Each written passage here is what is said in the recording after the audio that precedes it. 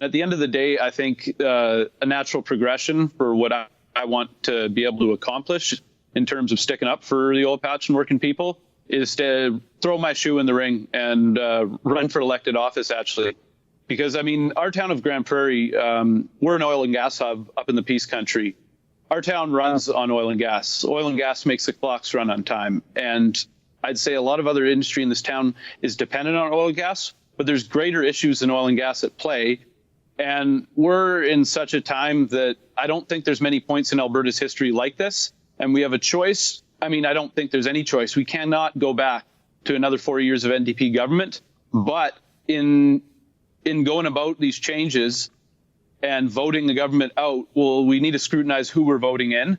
And we need conservative opposition to hold this government to account. Because, you know, I was a loyal member of the UCP. You know, I was in the trenches working hard for unity a couple of years back. And, you know, when Mr. Kenney became leader, I was wholeheartedly endorsing him and behind his leadership of our party. And, you know, too many promises have been broken.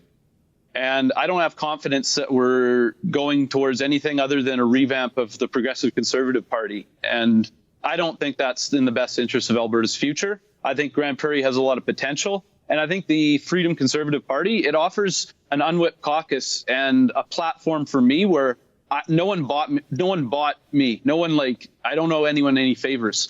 I'm running of my own volition. And I think I'd be a good representative for Grand Prairie just to provide that unwhipped voice, that check on, say, some excess or some move away from conservative, limited government, small tax values. So I got to tell you, I've always hoped that one day Alberta would have a conservative government and a more conservative opposition. That was briefly the case when Jim Prentice was premier and the Wild Rose was the opposition.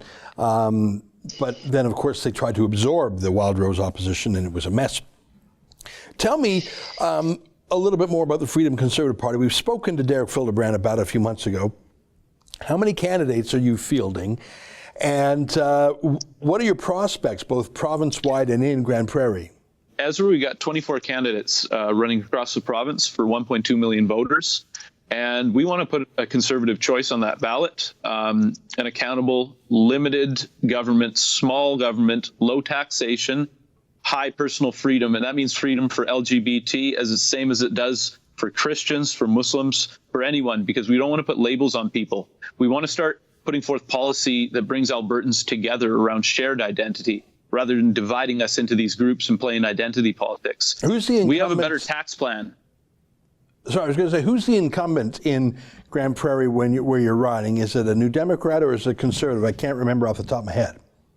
There is no incumbent, actually. Grand Prairie used to be split right down the middle on 100th Ave between Grand Prairie Smoky, which was north of that, all the way to Valley View. That was Todd Lowen from the Wild Rose was the MLA.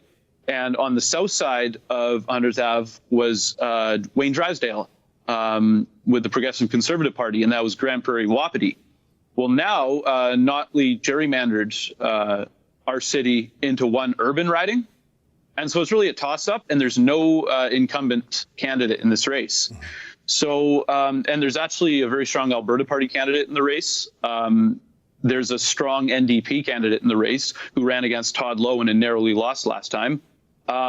So, yeah, it's a real toss-up in this coming election in Grand Prairie. And I think throwing my hat in the ring kind of bring some excitement, make some people sweat, and hopefully actually I can offer a positive vision and something different for people, to bring accountability to the legislature and to have someone who ain't bought and who only works for the people of Grand Prairie.